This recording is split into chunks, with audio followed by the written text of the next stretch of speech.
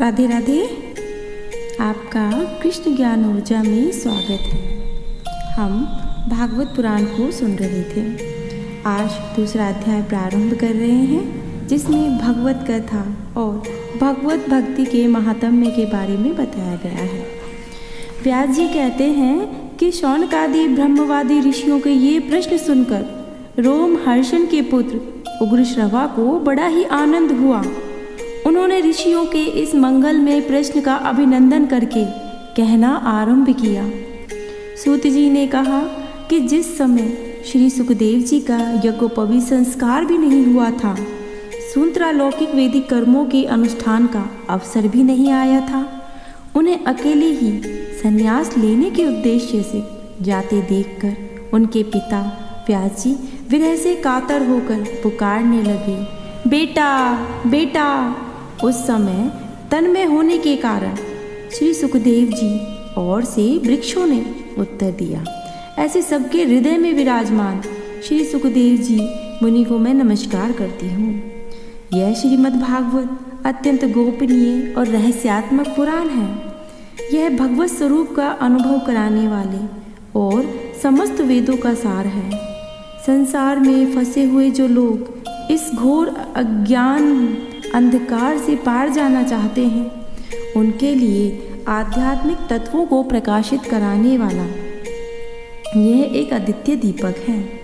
वास्तव में उन्हीं पर करुणा करके बड़े बड़े मुनियों के आचार्य श्री सुखदेव जी ने इसका वर्णन किया। मैं उनकी शरण ग्रहण करता हूँ।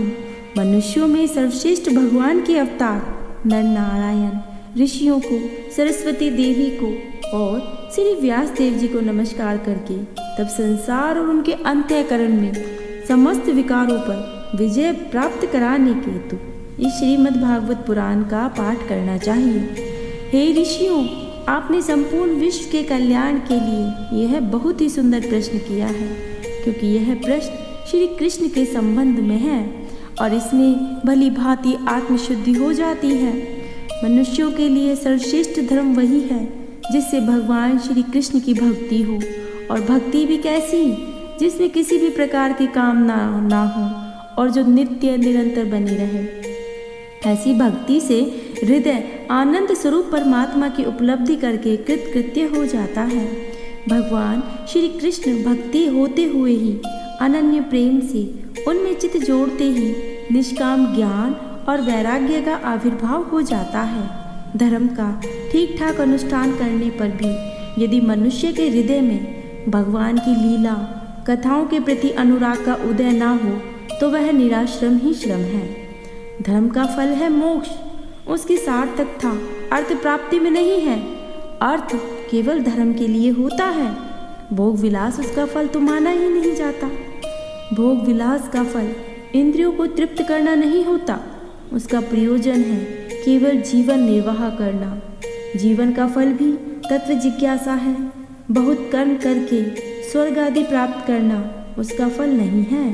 तत्ववेता लोग ज्ञाता और ज्ञेय के भेद से रहित अखंड द्वितीय सच्चिदानंद स्वरूप ज्ञान को ही तत्व कहते हैं। उसी को कोई ब्रह्मा, कोई परमात्मा और कोई भगवान के नाम से ही पुकारते हैं। श्रद्धालु मुनिजन भागवत श्रवण से प्राप्त ज्ञान वैराग्य भक्ति से अपने हृदय में उस परम तत्व स्वरूप परमात्मा का अनुभव करते हैं। शौनकादि ऋषियों, यही कारण है कि अपने अपने वर्ण आश्रम के अनुसार मनुष्य जो धर्म का अनुष्ठान करते हैं, उसकी पूर्ण सिद्धि इसी में है कि भगवान प्रसन्न हो। इसीलिए एकाग्र मन से भक्तवत्सल भगवान का नित्य निरंतर श्रवण, कीर्तन और आराधन करना चाहिए। कर्मों की गांठ बड़ी कड़ी होती है। विचारवान पुरुष भगवान के चिंतन की तलवार से उस गांठ को काट डालते हैं। तब भला ऐसा कौन मनुष्य होगा जो भगवान की लीलाओं से प्रेम नहीं करता होगा। तो हे शौनकादि ऋषियों, पवित्र तीर्थों का सेवन करने से, तदंतर श्रवण करने की इच्छा से, फिर श्रद्धा और तत्पश्चात भगवत कथा में रुचि होती है। भगवान श्री कृष्ण के यश का श्रवण और कीर्तन दोनों पवित्र करने वाले हैं। वे अपनी कथा सुनने वालों के हृदय में आकर स्थित हो जाते हैं और उनकी अशुभ वासनाओं को वे नष्ट कर देते हैं, क्योंकि वे संतों के नित्य सहृदय होते हैं। जब श्रीमद् भागवत अथवा भक्त निरंतर सेवन से अशुभ वासनाएं नष्ट हो जाती हैं, जब पवित्र कीर्ति भगवान श्री कृष्ण के प्रति स्थायी प्रेम की प्राप्ति करते हैं, तब रजोगुण तमोगुण भाव काम लोभ आदि शांत हो जाते हैं और इससे चित्त रहित होकर सत्वगुण स्थित एवं निर्मल हो जाता है। इस प्रकार भगवान की प्रेममयी भक्ति से जब संसार की समस्त आसक्तियाँ मिट जाती हैं, हृदय आनंद से भर जाता है, तब भगवान के तत्व का अनुभव अपने आप ही हो जाता है।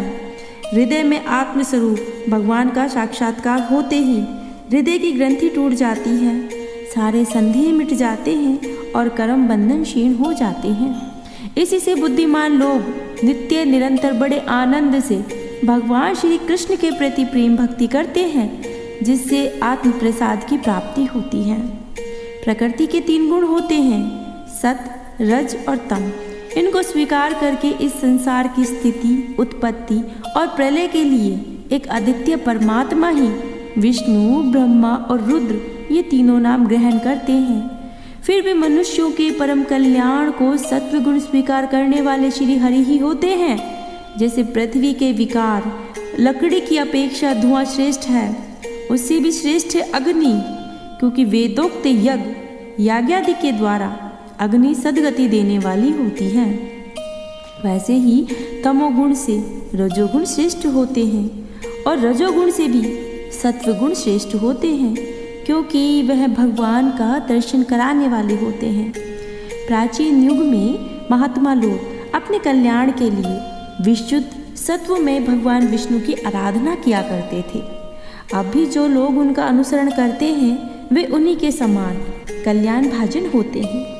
जो लोग इस संसार सागर से पार जाना चाहते हैं वे यद्यपि किसी की निंदा तो नहीं करते, ना ही किसी में कोई दोष देखते हैं, फिर भी घोर रूप वाले तमोगुणी रजोगुणी भैरववादी भूपतियों की उपासना न करके सत्वगुणी विष्णु भगवान और उनके अंश काल स्वरूपों का ही भजन करते हैं। परंतु जिसका स्वभाव रजोगुणी और तमोगुणी होता है, जो धन ऐश्वर्य और संतान की कामना से भूत पितर और प्रजापतियों की उपासना करते हैं, क्योंकि इन लोगों का स्वभाव उनसे मिलता जुलता होता है। वेदों से तात्पर्य श्री कृष्ण ही तो है, यज्ञों के उद्देश्य ही श्री कृष्ण है, योग श्री कृष्ण के लिए किए जाते हैं और समस्त कर्म भी श्री कृष्ण के लिए ही किए जाते हैं। ज्ञान में ब्रह्म स्वरूप श्री कृष्ण की प्राप्ति होती है, तपस्या श्री कृष्ण की प्रसन्नता के लिए होती है, श्री कृष्ण के लिए ही धर्मों का अनुष्ठान होता है और श्री कृष्ण में ही सारी गतियाँ समा जाती हैं। यद्यपि भगवान श्री कृष्ण प्रकृति और उसके गुणों में अतीत हैं, फिर भी अपनी गुणमयी माया से जो प्रपंच की दृष्टि है, तत्व की दृष्टि नहीं है, उनके ही सर्ग के आदि में संसार की रचना की है। कहते हैं सत्य रज और तम तीनों गुण उसी माया के विलास हैं, जिनके भीतर रहकर भगवान युक्त सरीखे मालूम पड़ते हैं। वास्तव में वे परिपूर्ण विज्ञानानंद घन हैं। अग्नि तो वस्तु एक ही है, परंतु जब वह अनेक प्रकार की लकड़ियों में प्रकट होती है तब वह अनेक सी मालूम पड़ती है। वैसे ही भगवान तो एक ही हैं, परंतु प्राणियों की अनेकता से अनेक जैसे जान पड़ते हैं। भगवान ही सूक्ष्म भूत तंत्र मात्रा इंद्रिय तथा अंतःकरण आदि गुणों के विकार भूत भावों के द्वारा नाना प्रकार की योनियों का निर्माण करते हैं। उनमें भिन्न भिन्न जीवों के रूप में प्रवेश करके उन योनियों के अनुरूप विषयों का उपभोग कराते और कराते हैं, और वे ही संपूर्ण लोकों की रचना करते हैं। देवता पशु पक्षी मनुष्य आदि योनियों में लीला अवतार ग्रहण करके सत्वगुण के द्वारा जीवों का पालन पोषण करते हैं। कल के अध्याय में हम भगवान के अवतारों का वर्णन सुनेंगे कि किस प्रकार श्री कृष्ण जी ने अवतार लिए थे और सूत जी ने उनका किस प्रकार से वर्णन किया था। आप सभी इन अध्यायों का रसपान कर रहे होंगे और आप सभी को राधे राधे। आप सभी अपना ध्यान रखें, स्वस्थ रहें और श्री कृष्ण जी का भजन निरंतर करते रहें। राधे राधे।